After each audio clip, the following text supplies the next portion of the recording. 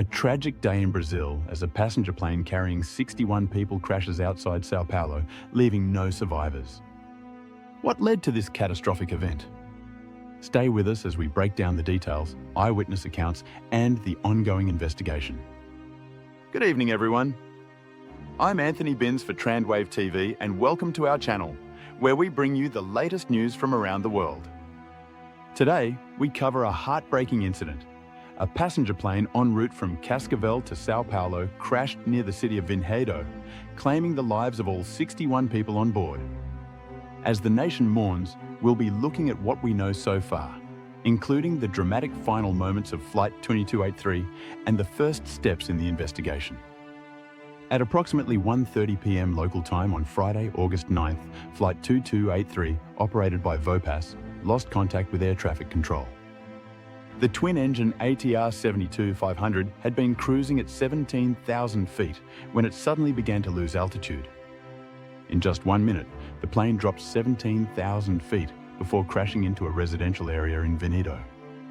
The impact was devastating, leaving no survivors among the 57 passengers and 4 crew members on board. Eyewitnesses described the terrifying moments as the plane spiraled out of control. One resident, who captured the crash on video, described a moment of panic as the aircraft plummeted towards the ground. "I was eating lunch in my kitchen when I saw the plane going down," she said, her voice shaking with emotion. "I ducked down and started praying." The footage circulating on social media shows the plane in flames after the crash, with people in the neighborhood shouting in fear. In the aftermath, Brazilian President Luiz Inácio Lula da Silva interrupted a speech at a naval event to address the tragedy, calling for a minute of silence. Later, he declared 3 days of national mourning. Vopas, the airline operating the flight, confirmed the tragic loss in a statement, expressing deep regret and revising the death toll to 61. Meanwhile, the São Paulo state government is working to identify the victims, many of whom were too badly burned for visual recognition. The investigation into the cause of the crash is now underway. The aircraft's black box has been recovered, and Brazil's aviation accidents agency, CENIPA, is leading the probe.